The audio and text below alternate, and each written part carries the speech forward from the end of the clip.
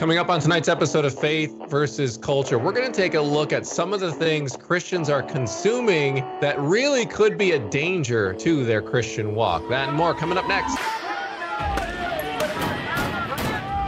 have sex before you marry is a bad idea. Don't tell me there's no such thing as gun violence. That just depends on your definition of when life begins. There are problems of sin and habit that cannot be solved outside the person of our Lord Jesus Christ.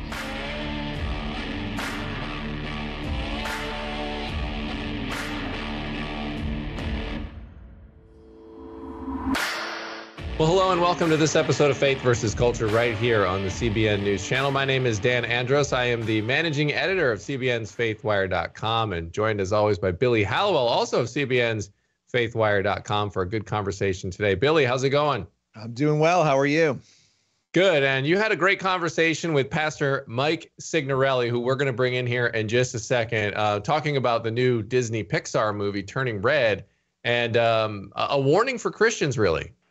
Yeah, you know, the themes in movies are important. I think a lot of times we get a little lax as parents, or we're so busy we don't really realize what's in films. And so this particular movie, there are a number of things, not just topically, you know, content-wise, that are a little advanced for kids, but there are also some spiritual issues that we talk through.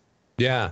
And, and I think that the general topic today, as we talk about this Disney movie, we talk about a couple other things. It's just a lot of times we can put our screensavers on and just sort of go through life. And it's okay to consume certain things. Not everything is going to be exactly, dedicated, to exactly a biblical principle, right? That's going to happen. It's just the nature of our world. But we can take it too far. We can start consuming things that are really dangerous to our walk if we're not careful with that. So I want to bring in Pastor Mike. After he had this great conversation with Billy on our YouTube channel. You can see it there. So Pastor Mike, thanks for joining us for a few minutes here today. Absolutely. Thanks for having me. Yeah. So let's just start off. What motivated you when you saw all this? What was the trigger to sort of get you to speak out about this? Yeah, absolutely. Well, we've all heard it said, but it's not the water, around the boat that sinks it. It's the water that comes into the boat that sinks it. And, for me, it was really appalling because I found out some details of the movie and I turned to my wife. Now, I've got one of the greatest wives on the planet, but we have an elementary age kid. And she literally turned to her and said, "Hey, did you watch this movie yet?" And then that's where I realized, even as a pastor, it's possible for content to come into my home that, quite frankly, we just missed it. And so that really started it for me. I said, you know what, I'm going to preview it for myself. And within the first 9 minutes, I was shocked and appalled at what I was seeing. Yeah, well, it's interesting too, you say that. I think a lot of parents, they're like, oh, it's Disney, everything's going to be fine. So what was it in those first 8 minutes that really struck you as problematic? Yeah, for me, I look at everything through the lens of the Bible. We're supposed to be in the world, but not of the world.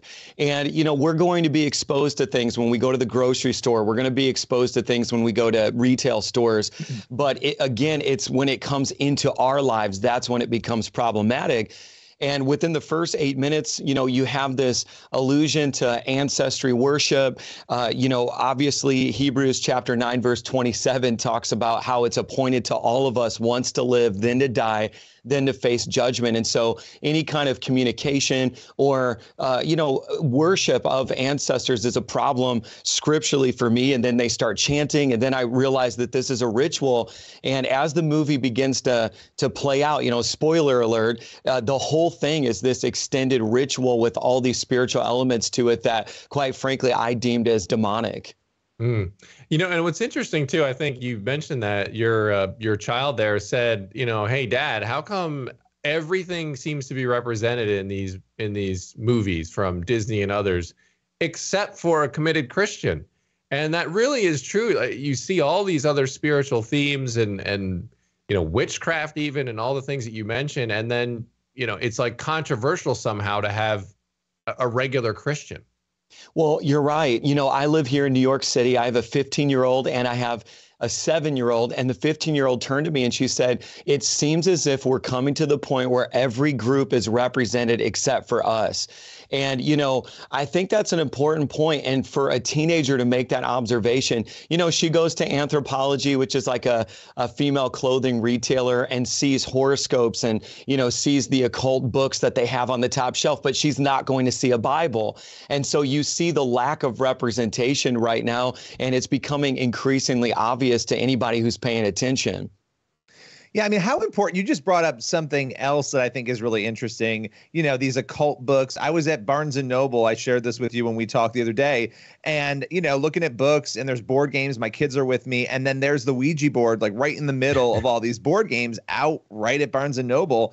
I mean, how important is it for us to be talking? And I know it's challenging. I have a 9-year-old and a 6-year-old, right? So you're trying to figure out, how do I talk about these things with my kid in an age-appropriate way? But how important is it for us to figure out how to do that? Well, if the Bible talks about it, we talk about it at home. That's kind of my rule. Exodus chapter 22, verse 18 is like a very strict prohibition on, taking the sacred things of God and intermingling them, with these practices of other nations that were surrounding Israel. And, especially being here in New York City, I live in one of the most diverse neighborhoods of this city. And so my kids are going to be exposed to things, but that can be a great conversation starter as long as the standard is the Bible. But like you said, the bias is in what's not represented. You're not going to find Bibles at eye length in the shelving. You're going to find them around the corner on the bottom shelf. But you are going to see the occult, witchcraft, tarot card reading. Matter of fact, my 15-year-old, we plugged in the Wii U, and the default for the browser on a kid's device was literally a horoscope. And so that would be the first thing that she's exposed to.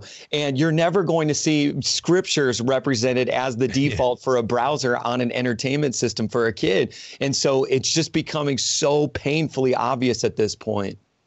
Yeah, what do you say, Pastor Mike, to people who kind of take the other side of this? And there are a lot of Christians, I think, who take this side of things, and they say, oh, well, you're overreacting, and they're going to go crazy when they want to get out into the world on their own because they've not been allowed access to all this stuff. What do you say to that?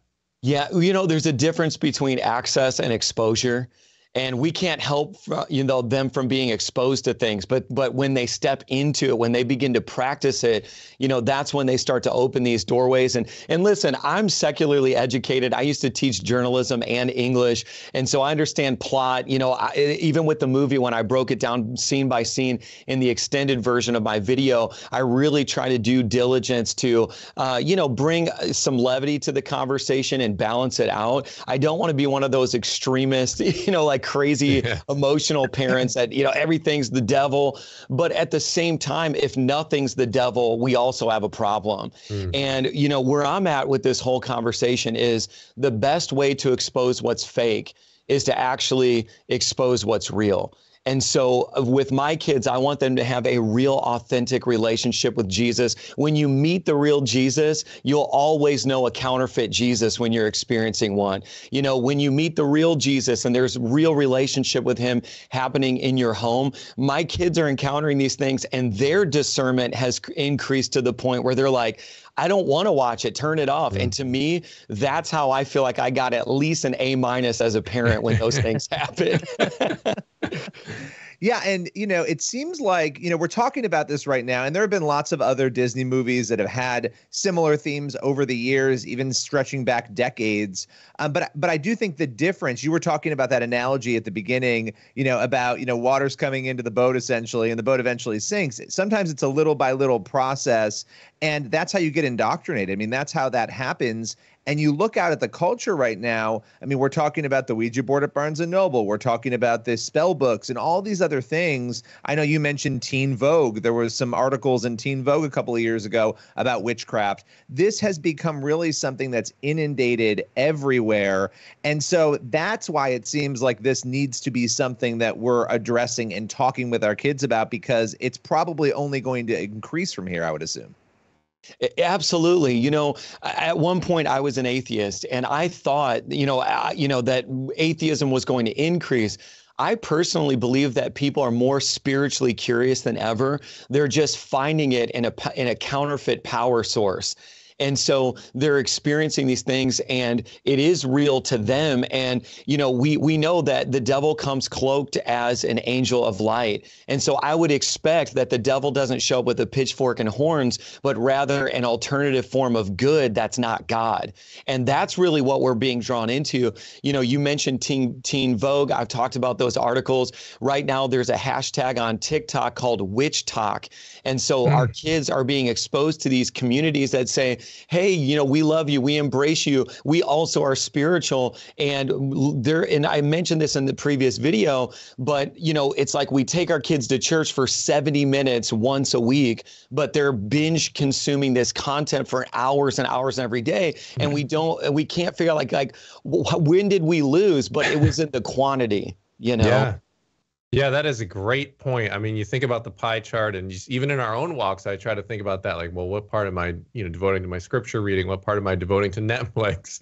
And that pie chart can be pretty convicting at times if you give it an honest assessment. And so, as parents, we should be doing the same thing for our kids as well. It's a great point. Pastor Mike Signorelli with us here. We are talking about some of these dangers, really, to the Christian walk that kind of creep in on us. Kicked off with the Disney Pixar movie Turning Red, and led to a wider conversation from there. So we'll dive in to this topic a little bit more on the other side of the break. This is Faith versus Culture. Back in a sec.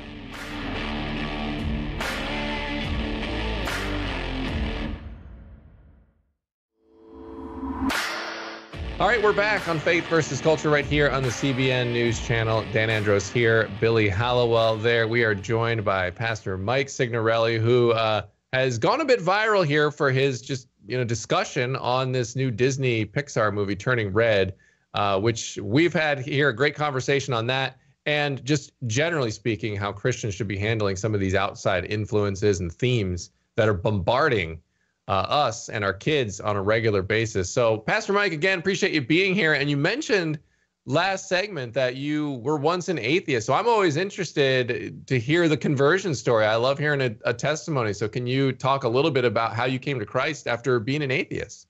Yeah, well, like many people, I was seeking answers, and I was raised in a very poor family, and people in my family were not college educated. And I lived that cliche story of being a first generation college student and going to a biology class and having a professor literally say at Indiana University that God doesn't exist. And my entire worldview collapsed in that moment, because I thought, well, here's the thing. My family's ignorant and uneducated, and they believe in God. And this guy's the most educated person I know, and he doesn't believe in God. Therefore, God doesn't exist. And so that really started a major conversation in my personal life. I did go full atheist, not agnostic. It was not I can neither deny nor prove God's existence. I was like, no, he doesn't exist. And but one thing I will say is I always stayed curious, and I started conversations on campus. I call them spirituality talks, and we had atheists, Hindus, Muslims, agnostics, people from every different faith, and we would come together on a friend level and we talk about what we believe and why. And that all culminated to my junior year, where kind of a plot twist, I believe it was a divine appointment. I ended up moving into a house randomly, and one of my roommates was an Ivy League educated theologian. And when he found out that I was an atheist, he took it upon himself to dismantle every single question and concern I had over the course of the year. And because, I didn't know that faith and reason could actually be married together. I thought that I didn't know that science, could prove the existence of God. And so he introduced me to astrophysicists like Dr. Hugh Ross, and, I guess people with a higher IQ than the guy at Indiana University who did believe in God. And I remember accepting Christ. It was more like a rededication right there in the house junior year of college, and just weeping. And I couldn't stop saying, my mom was right. My mom was right. And, she didn't know all the things that I had learned on that journey of theology and science and how it intermingles with faith, but she was still right. And so that's part of my story. Now, all these years later, I'm a lead pastor of V1 Church, which I founded. And people are, I think, comforted to know that I've been on both sides and can help help them. And we don't have to be ashamed about our doubts, just like doubting Thomas. I believe Jesus is still beckoning us to feel his nail-scarred hands. The proof is there. Well, it's interesting that God kept you engaged and interested in discussions about faith even during that time, right? That's really intriguing to me, that you were having those meetings, you were sitting down with people of other faiths and hashing that out. A lot of other people, they would just push it away, forget about it, not think about it. Did you feel like in those moments that you were a militant atheist? Would that be how you would have described yourself? You know what? Okay, I've been thinking a lot about, this witchcraft occult conversation we're having. And I believe that even some of the most militant atheists, they want to believe that there is something spiritual or metaphysical to this reality. And to them, it might be quantum mechanics. To them, it might be. But I do believe that there is an insatiable desire that they have to enter into the spiritual realm, which is why we see this playing out. I remember early on in my teaching career, I was teaching English, and I went to a national teachers convention, and they had this renowned futurist. And this guy was not a Christian. He was not a preacher, but he gave a talk and he said, what can we expect within the next 20 years? And he was going through the list of things. And number one was that people were going to they're going to be seeking spiritual significance more so than any other known natural resource. And I remember that blowing my mind, and all of the teachers in the room just gasped, because we're all like, well, we teach social studies, how do we give our kids spiritual significance? But this futurist was saying, when we look at all the projections for the future, people are going to have natural resources, but what they're going to want is spiritual significance. So I think we all carry that desire. And most of the people that I've encountered and we've had extended dialogues about atheism have told me, I want to believe there's something else. Yeah, that's a great point. And, I agree with you. I think we all are embedded with that desire to understand who we are and why we're here. And, atheism, when you look at it and you run it down to its logical conclusion, I think shows that it basically is in contradiction, right? I mean, you ultimately land on no meaning. If we're all just molecules in motion, if we're all just, bags of gas going around and we're just, cells firing aimlessly and all of our reactions aren't really real, you ultimately land in a place where nothing means anything, and you have to borrow from the Christian worldview to make sense out of anything. Well, why be good for goodness sake? Because what is good? I mean, what is it? They'll use that statement, we're good for goodness sake, but who defined what good is? Where does that even come from? Yeah. So true. Well, I'll tell you what, the peace that I have from the moment I made that decision is not the absence of hard times, but it's the presence of God through them. And I'm telling you, this whole situation, I mean, kids are experiencing a lot of counterfeit spirituality, but at the same time, I see Gen Z and TikTokers and influencers rising up, preaching an unapologetic gospel right now. And because they're information junkies, these kids really are finding the answers. And I've been so inspired by what I see at the same time. Whenever you have the prophets of Baal, you're going to have an Elijah. And I believe that, there are so many kids that are rising up in this time. And I'm praying that my daughter Bella is one of them. Some of the things that the insights and things that she said through the last several months have confirmed that, God is always raising up young people who really, truly know him. All right. Quick question for you on, the spiritual elements here, getting back to the film, a parent who might say to you, oh, okay, but it's just a cultural thing. We're just studying this cultural thing and the other parts are make believe, we need to respect other people's culture. We shouldn't be that concerned about it. How would you respond to them? I would respond with Leviticus chapter 20, verse 6. I would respond with the New Testament prohibition of witchcraft and occult practices. In the history of Israel, there were bordering nations that practiced things that were against what God had commanded.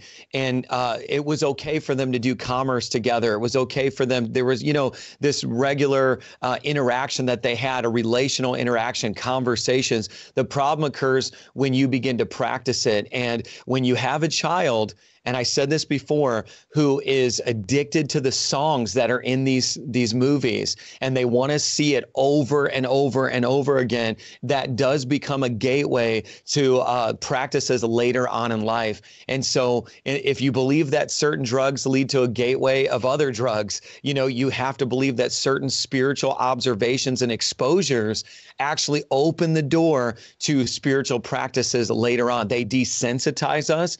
And I'll say it like this. There's even parents, Christian parents, who've watched the videos and the clips I've put out about this movie, and in the comments said, man, I've got to the point where I watched it with my kid and didn't even think it was wrong until I saw this video.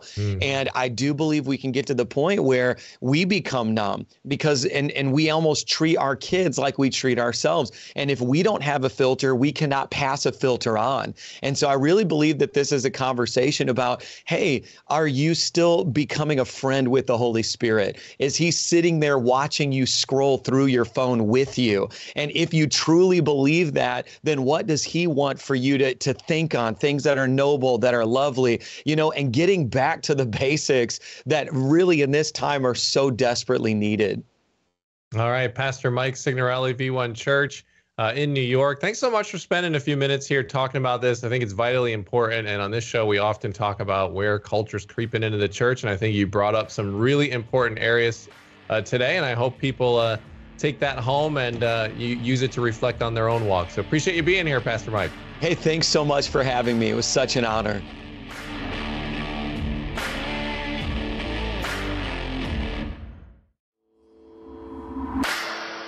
All right, we're back here on Faith versus Culture. Dan Andros here, Billy Hallowell there. Billy, great conversation with Pastor Mike, and I think it gave us a lot to think about. Yeah, discernment. I mean, that's the key, right? Like as parents, we have to pass on. The goal is to get everyone to heaven, to get our kids to heaven, to have them love Jesus. We have to have a filter on our own lives in order to pass a filter onto them. Yeah, absolutely. And I think, we talked about that. I loved his point too on how much we're consuming. We go to church for an hour and then we sit there and consume 100 hours of Netflix in a week. It's like, well, what do you think is going to happen? Like it's just right. The definition of insanity is doing the same thing over and over again. And if you're wondering why you're turning out like to love all these other things, but you watch 1 billion hours of Netflix and this other content and a little slice of church, well, I mean, you kind of, you get what you pay for. So garbage in, garbage out. Exactly. All right. We will be back to close it out. On the other side of the break, this is Faith versus Culture.